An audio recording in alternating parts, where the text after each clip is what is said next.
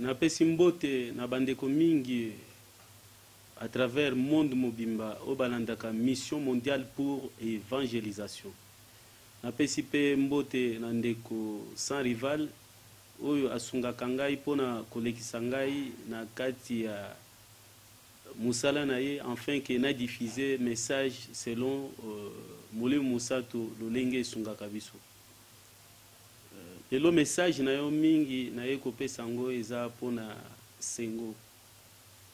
Normalement epai ya papa Donatien waza représentant ya sengo na ba compagnie na yo nyonso. Pourquoi pas na ye kopesa eza message yo nazo adressé na ba chrétien? Parce que sengo eza fondé na ba chrétien. Tant au la église catholique eza église à ba chrétien. Na kati ya église catholique tozaka na groupe moko babengaka groupe charismatique. Eza pe comme église de réveil. Eza pe attachement net ya réveil. C'est pour cela Zamba tindingai po naibisa bango. Parce que soki lelo sengo est échoué. Et kozala soni pona nzambe o tokumba melaka.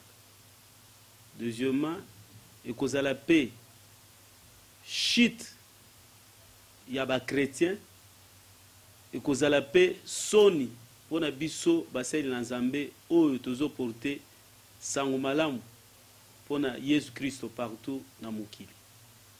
C'est pour cela nzambe asengi ngai po natalisa bango makambo oyo. Problème ya Congo eza problème peuple ye moko nde a se bloquer. C'est pour cela nzambe alobi biso toza bana na nzambe. Toza na lolenge na biso to vivaka. Togoyi kokende kaka mbango te pona kosukuluka solution ya mboka na biso parce que eumeli tango mulai. Mais tozo mona solution ezate. Et ce qui totali démarche peuple azali kosala eza biblique. Ce qui totali yango eza na 1 Samuel 8 verset 7. Oyo bana Israël bazolo baboy. Tolingi lisusu Samuel te tozana poso pese biso roi. Mais Nzambe a agir conformément na volonté ya peuple. Apesa bango roi, boyebi yango bien okotanga livre wana. Mais pourquoi pas na mboka na biso? Peuple a décidé alingi sous roi oyote. Mais roi zo persister ka. Parce que roi c'est un serviteur de Dieu. Muntu bomaka roi, ezaka États-Unis te, ezaka peuple te, ezaka Union européenne te, oyate, mais muntu bomaka roi, ezaka Nzambe moko. Tangu mabe leki mingi nde Nzambe abomaka roi. Ezande moko pena un serviteur de Dieu. Ce qui pona roi bokoyi kotala ngo na 1 Chronique 10 banda na verset 12 okiteti na se okomona ngo tangu Nzambe azoloba ngai muntu nde na boma Saul pona nini? Parce que Saul abanda kotosa Nzambe te. Le problème eza na mboka na biso peuple congolais azali kotosa Nzambe te. C'est pour cela Nzambe aibisa papa Donatien akoki ko précipiter te que atinda peuple na nzela. Na tangu sango kotinda peuple na nzela nani babongisi makambo oyo te. Eloko moko ekotalisama eza te. Victoire ekozala nango te. Parce que Nzambe azali loba. Lelo batu vaut mieux basala makambo batu azoyebisa bango mais o Nzambe azoloba bakosala yango te. Na opese bino exemple na Jean 1 verset 1 ti otangi na 2. Bible ezoloba nini? Au commencement c'était la parole. La parole a été avec Dieu, mais la parole était Dieu. C'est-à-dire liloba na Nzambe ezali Nzambe. Soki botosi yango te ezana persécution oyo kolanda. Ezana mukanda batikeli biso. Soki problème ekomi makasi na kati ya mboka. Biso toza mukanda batikela biso. Batikela biso testament. Testament na biso ezali Biblia eza parole de Dieu. Il faut tout revoir na kati ya parole de Dieu. Poto yeba eloko nini ezosala ke peuple azo kufa. Mais pour pouvoir résister kaka mais ezo sala bango mabe. Il faut total nano marche. Ya peuple ndenge peuple atambulaki. Lolenge moko na David. David a salaki eloko. David tango komi na pouvoir a recruté 30 000 personnes. Akepo akende kozwa arche na mboka ba Philistin. lelo eloko tozoluka na kati ya mboka na biso bato bazo comprendre te mboka na biso ekambamaki na mensonge c'est-à-dire que ezaki na ombre ya Satan nde moto abandaki kokamba yango na mensonge mais tozoluka sikoyo po totia vérité na kati ya mboka na biso mais mpona kotia vérité na kati ya mboka na biso vérité eza nzambe ye moko soki vérité eza nzambe ye moko tolingi totia na kati ya mboka na biso il faut to revoir lelo problème eza libanda ya mboka peuple congolais akangi musala na nzambe soki musala na nzambe bakangi yango bakangi nzambe ndenge liloba nzambe zo nzambe mission à liboso soki lelo toza ba serviteur de Dieu papa donatien oza établi serviteur de Dieu nzambe a établir mission à liboso nzambe pesio eza ya kosala nini ya kokomisa batu nyonso ba disciple mokili mobimba mais tango un nombre ya batu batelemi bakangi musala na nzambe à cause ya mboka ke basali na nzambe ya koto baya koto te jusqu'à ce que mboka iko changer bango bakende ko changer basali na nzambe de ba changer ka mboka te tango bazo sala makambo à cause ya mboka na biso nzambe pe akoagir te. Deuxième point oyo esalemi na kati ya mboka oyo libanda mboka basimbi basali na nzambe eza musali na nzambe moko ya munene babeti na kati ya Afrique du Sud na Belgique babeta mususu batika ye mutakala papa musala na nzambe biso eza musala moko ya pasi muntu abenga na biso na musala oyo bazwa biso par force na nzambe ye moko nde atia biso na kati ya musala na ye muntu agoye kolinga musala wana eza pasi ya ofandi boy bayibiso no kota service 5 jours à sec pour le likambo tel kota boy 2 jours à sec pour na muntu tel après muntu wana kosala boy après sima ye kofinga mais olimbisi ye kaka eza musala ya pasi bible ezo yebisa biso bo soki musali na nzambe akwei na Romains 14 verset 4 ngai nzambe soki atelemi ou bien akwei ngai nzambe nde naza na makoki ya kotelemisa ye soki akwei yo oza nani mpona kojuge ye lelo biso baserviteur ebele libanda mboka tozosala erreur c'est pour cela nzambe alongola déjà gloire na baeglise ebele libanda mboka à cause ya makambo oyo musala na biso eza na Isaïe 42 balobi ke totalisa peuple justice na nzambe lelo totalisa peuple justice na nzambe te tango bato oyo babeti basali na nzambe po musali na nzambe oyo babeta na Afrique du Sud babeta sans raison bapesa ye micro tango bapesi ye micro balobi boy bayebisaki ye ke finga mokonzi ya mboka alobi nakoki kofinga mokonzi ya mboka te eza contraire ya volonté de Dieu apesi bango Ecclésiaste 8 verset 2 oyo nzambe azoyebisa biso ke to respecte bakonzi ya mboka tozala musika na bango te toloba mabe mpo na bango te parce que mokonzi aza na makasi ya kosala eloko nyonso alingi moto akopekisa ye aza te atalisi bato eloko wana tango azongi basali nini babeti ndeko oyo kobeta musali na nzambe papa oyo abota yo obeti ye alakeli yo mabe wana pe esalemi mais à combien plus nzambe oyo abenga bato wana e baserviteur mpo basala musala na ye malédiction nini ekozala lokolo bobeti moto mpona mboka na biso okende bokobunda ti même union européenne etelemi États-Unis etelemi oya etelemi bokoya kopesa bango ke bato wana baza bato mabe mais problème na biso toza problème na nzambe peuple congolais alibanda na nzambe aza problème na nzambe aza problème na biloko nyonso bozoloba te soko obeti musali na nzambe eza nango na problème te obeti nde nzambe parce que aza na service ya nzambe soko okangi musala na nzambe okangi nde nzambe nzambe pe akangi mutu asimbi motema ya président Kabila po asigné te eza nzambe ye moko afin que peuple a recourir na liloba na ye ndenge bozoloba ke la parole ne passera pas mais biso tokoleka liloba ekotikala yango nzambe asengi na papa donatien eloko ya liboso il faut osankisa bato ya parti politique bato ya G7 bato ya IDPS kokota na bango na réunion mpona kotalisa bango makambo oyo bamona grandeur parce que bato nyonso basimba basali na nzambe bakenda liboso te c'est pour cela nzambe asengi bazonga bayokana na bato na bango bazonga bayokana na basali na nzambe batika musala na nzambe libre en ce moment nzambe akosala nini akofongola Congo okomona bato bakotelema bakotelema mpo na Congo okomona mpe changement eza likambo moko ekosalema na ntango moke. Nzambe asepeli mpo na mosala bozosala ya sengo eza malamu, mais bosala mpo boassocie mpe Nzambe. Nzambe asengi soki peuple oyo ya libanda aboyi kobongisa kotika mpe mosala na Nzambe libre na bato nyonso. Nzambe alobi boye bosengi na bandeko ya G7 na bato ya UDPS baretire bakombata na bango na groupe ya bato oyo. Après sima na yango bosala nini? Boproclame service likolo ya mboka na biso. Service wana ekozala na titre na yango ekozala na 2 Chroniques 7 verset 14.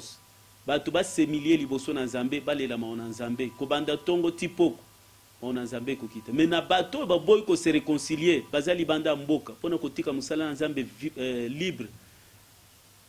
Boloba maloba likolo na bango. Tango bokoloba maloba Nzambe akokita akosala. Ekozala pe exemple pona monde mobimba. Makambo Nzambe akosala bango ekozala exemple na monde mobimba po bato babanda ko banga Nzambe bayeba ke ya solo Nzambe azali. Nzambe akosala lolenge asalaki na tango ya Corée d'Adam, tango ya Moïse bato babanda ko telebe na Moïse. Akosala lolenga salaka na Ananias na Saphir. Même les serviteurs de Dieu baza derrière bato oyo au lieu ya kotalisa bato mabe bazo pakola bato mafuta ba église na bango nyonso kokauka. Ndenge nazoloba bolinga de muto na lobi église ekokauka au moins que makambo nazoteya nazolobela bato ezali loba na Nzambe te eza maloba oyo ya papa na ngai ou bien ya koko na ngai, mais lokola eza parole de Dieu, j'ai le droit on Nzambe j'ai le droit. Nzambe pese biso droit ya koloba yo serviteur ozobomba mananse église na yo ekokauka après trouble parce que yonde muto seme trouble na kati ya mboka na biso bato bazokufa makila wana eza na mutu na yo, c'est-à-dire église na yo pe Nzambe akotia trouble kuna dimo okomona ngo lisusu te, même contribution ya kofuta loyer okomona ngo te, okokoma pe chômeur. Tango okokoma chômeur nde okoyeba ke réellement Dieu existe. Tango Nzambe kozongisa na musala okobanda koteya bato justice na Nzambe tosunga bato lelo bato bazali banda bazokufa nini na bilakeli mabe ya kofinga basali na Nzambe. Yo mona na Nzambe, Nzambe asengi bobima bobima bobima. Nzambe asalaka na mboka a cause ya ba juste zongela Nzambe, Nzambe akosunga yo. Tanga na Proverbe 29 verset 2 okomona lolenge kani Nzambe agiraka na mboka yango monaki mboka na biso bato mabe bakomi ebele, surtout libanda mboka bato mabe bakomi ebele, bato malamu bakomi muke nde omoni pasi eza na kati ya mboka na biso. Message oyo ezali adressé na papa Donatien na bandeko na biso basali mususu enfin que avant qu'on mettre makambo nyonso en jeu pour associer Nzambe soki bato baboyi ko se repentir koyokana na basali o basimbi na nzoto kotika na musala na Nzambe boloba maloba pona bango tango bokoloba Nzambe ko agir. Après Nzambe asengi pona bo proclamer service soki bato nyonso baboyi bo proclamer service wana na pesi déjà verset biblique nango bato balelaka mawa na Nzambe, Nzambe akokita akosala volonté ya peuple. Na sengi na Félix soki pouvoir epesamaka mpona bato papa na yo alinga azwa pouvoir mutu apesaka yango eza nde Nzambe.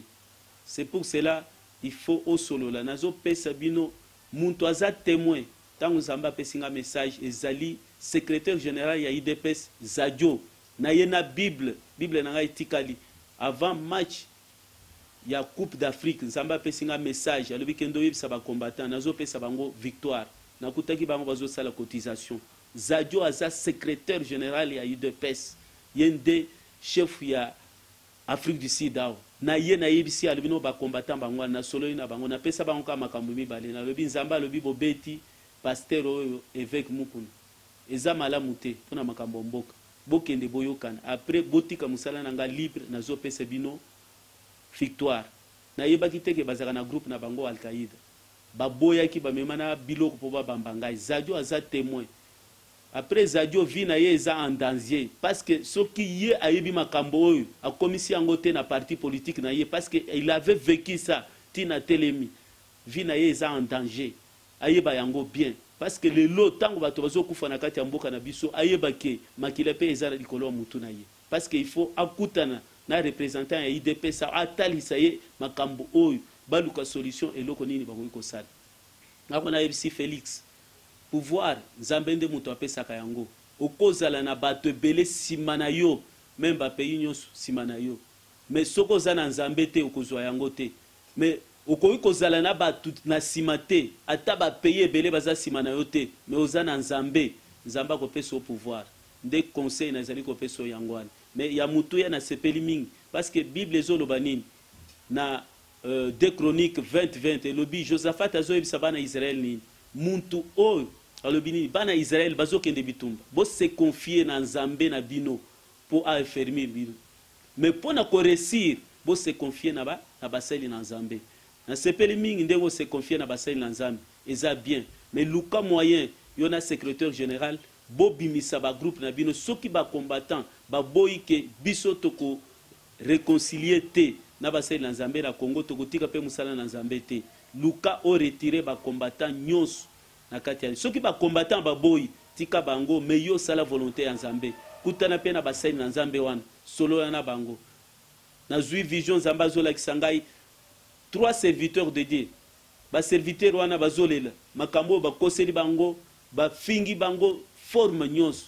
Merci yo muntu bandai ko finga ozosala ba biloko ya se ndenge nazoyebisa la colère de l'Éternel les a déjà likolo na yo ozomona mingi bako perdre vie bakomona changement ya Congo te bokangango bien ngande muntu na lobi mingi bako perdre bako kufa bakomona changement bona ko finga basali na nzambe finga musali na nzambe na eloko yo lobi oyebi. Ce n'est pas dit que muntu nyonso akokende pas président Kabila bapesi ka mbongo te bapesi ka mbongo soki muntu akutani na Kabila ou bien mwasi ya Kabila, c'est-à-dire que akomika ka bapesi mbongo te pour trahir mboka jamais botika biloko wana ata basai na nzambe wana bayebisi ndenge nini bokotika la koyoka bango te. Na pese bino exemple à Joseph na kati ya Égypte bakoselier makambo que Joseph alinga zwa mwasi ya Potifar et pourtant mwasi ya Potifar nde muntu alingaki ye, mais lokola mwasi ya Potifar atikali na chemise na maboko ata Joseph alo bandenge nini balinga bayoka yete batie na kasho baseli na nzambe wana ata bayebisi ndenge nini ke toyebi eloko te bokundima bango te parce que bakendaki esika wana bakutani na mokonzi. Mais oyo bango baseli eza volonté ya nzambe oyo ekomami na kati ya Ecclésiaste 8:2 nzambe akodefendre bango. Mais yo muntu ozobebisa vie ya batu yeba ke batu azokufa na Congo makile eza na mutu na yo bana na yo ba église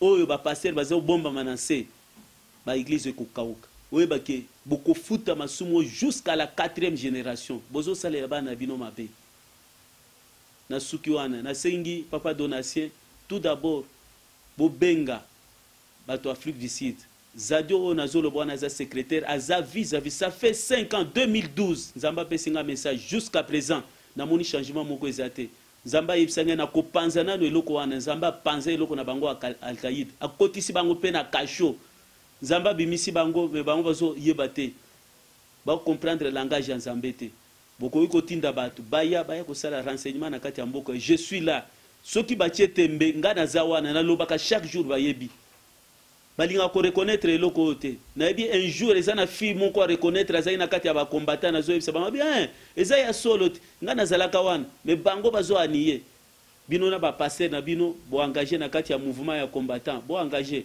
boza ba passer dans Nzambe te un pasteur de Dieu akota di sabatu justice na Nzambe akozela derrière mensonge te zadio lokola bazo le boza secrétaire eza bien mais secrétaire olobi ke oza serviteur de Dieu yeba ke au métier makala moto na mutu parce que makambozo ça les a contraire ya volonté ya Nzambe vie na yo eza danger na bana na yo na remercier docteur Kanko oza na courage ya kosala likambo mais batozo kende ko yebisa bango batuana bazana barankine na bango propre barankine na bango baseli na Nzambe mais bakotisi yango po peuple akufa à cause ya rankine na bango Nzambe akokawisa ba église na bango na suki wana Nzamba pambola moko na moko.